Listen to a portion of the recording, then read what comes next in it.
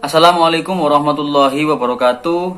Kami mahasiswa Tadris Bahasa Indonesia IAI Al-Qolam. Kami dari kelompok 3 yang akan mepresentasikan tugas mata kuliah Sintaksis Bahasa Indonesia, yang mana mata kuliah ini diampu oleh Ibu Usrin Malika MPD.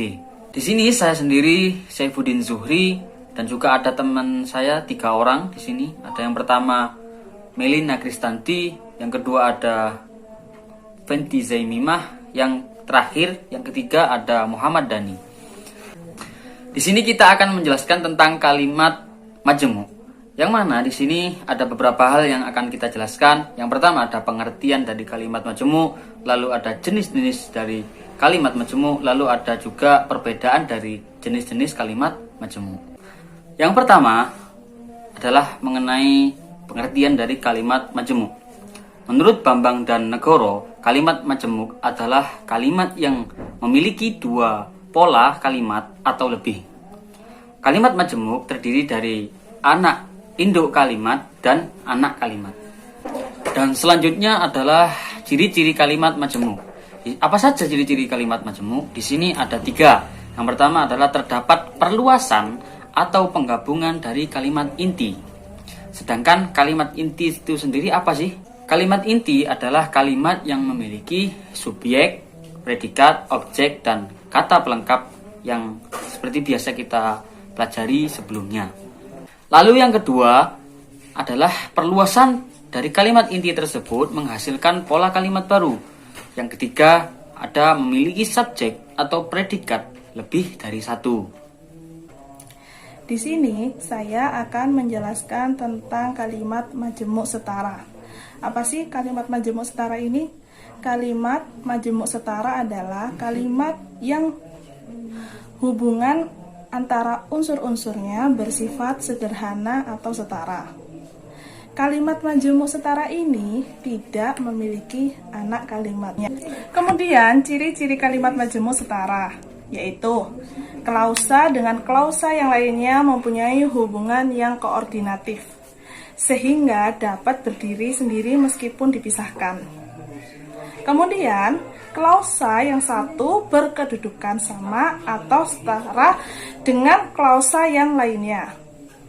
Kemudian, konjungsi yang menghubungkan kalimat majemuk setara berupa dan, lalu, kemudian, bahkan, ketika, setelah, sebelum, dan sedangkan. Adapun contoh kalimat majemuk setara yaitu saya membaca buku, adik sedang memasak. Masing-masing kalimat ini adalah kalimat yang bisa berdiri sendiri, namun dapat digabungkan menjadi kalimat majemuk setara, sehingga menjadi saya membaca buku, sedangkan adik sedang memasak. Baiklah, materi berikutnya akan dijelaskan oleh rekan saya. Saya akan menjelaskan tentang kalimat majemuk bertingkat. Kalimat majemuk bertingkat adalah kalimat majemuk yang di dalamnya memiliki induk kalimat dan memiliki anak kalimat. Berbeda dengan kalimat majemuk setara. Klausa dalam kalimat majemuk bertingkat memiliki kedudukan yang tidak sederajat. Klausa dalam kalimat majemuk bertingkat ini berperan sebagai anak kalimat, tidak dapat berdiri sendiri. Bila berdiri sendiri, anak kalimat tidak akan memiliki arti. Di sini ada 4 jenis kalimat majemuk bertingkat berdasarkan konjungsi atau kata hubung. Yang pertama, kalimat majemuk hubungan syarat, yakni menggunakan konjungsi apabila, asalkan, jika, dan lain-lain. Contoh, saya akan dengan senang hati menolongmu jika kamu bersedia menerimanya. Yang kedua, kalimat majemuk hubungan tujuan, yakni menggunakan konjungsi agar, supaya, dan lain sebagainya. Seperti contoh, Sanjaya melancarkan aksinya demi menolong saudaranya. Yang ketiga, kalimat majemuk hubungan sebab akibat. Di sini menggunakan konjungsi karena, sehingga, dan lain sebagainya. Seperti contoh, Sultan tidak punya pacar karena dia tidak percaya diri. Dan yang terakhir atau yang keempat, kalimat majemuk konsensif, yakni menggunakan konjungsi meskipun, walaupun, dan lain sebagainya. Seperti contoh, meskipun belum lulus kuliah, Isti sudah harus bekerja di toko roti. Selanjutnya, kalimat majemuk rapatan. Kalimat majemuk rapatan ini merupakan kalimat majemuk yang terdiri dari beberapa kalimat tunggal yang digabungkan menjadi satu tanpa menyebut kata yang sama. Dalam kalimat majemuk rapatan ini, klausa yang digabung dipisahkan dengan tanda baca koma. Kata sambung yang biasa digunakan adalah dan, juga, serta, dan lain sebagainya. Seperti contoh, Saifuddin membeli komik, koma, alat tulis, dan kamus. Terima kasih. Untuk keterangan selanjutnya akan dijelaskan oleh rekan saya, Dani. Baik, terima kasih kepada pemateri yang sebelumnya tadi. Di sini saya akan menjelaskan tentang hubungan kosubordinasi. Dalam hubungan koordinasi atau kalimat majemuk setara yang tadi sudah dijelaskan oleh pemateri yang sebelumnya, ialah klausa yang dapat berdiri sendiri.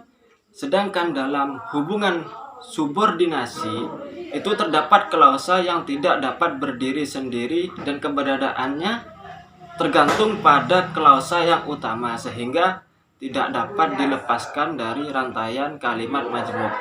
Nah, sedangkan adapun dalam hubungan kosubordinasi ini adalah hubungan yang menyerupai koordinasi, tetapi masing-masing klausanya tidak dapat berdiri sendiri sebagai suatu klausa bebas, karena klausa yang satu itu terikat pada klausa yang lain. Dalam hubungan kosubordinasi ini, saya akan memberikan contohnya, yakni contoh Udin duduk memainkan gitar. Pada kalimat ini terdiri dari dua klausa, yaitu Udin duduk dan memainkan gitar.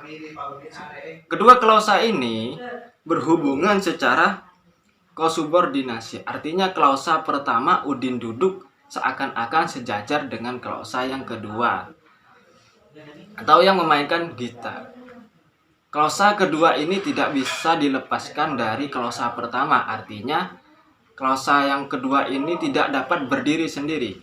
Karena secara struktur klausa kedua yang memainkan gitar merupakan bagian dari klausa yang pertama atau Udin duduk tadi.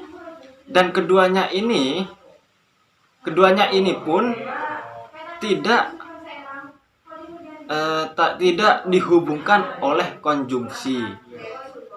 Baik, itulah tadi presentasi dari kami kelompok 3. Semoga apa yang kami sampaikan bermanfaat bagi teman-teman semua, dan juga kami minta maaf apabila ada kekurangan dari presentasi kami.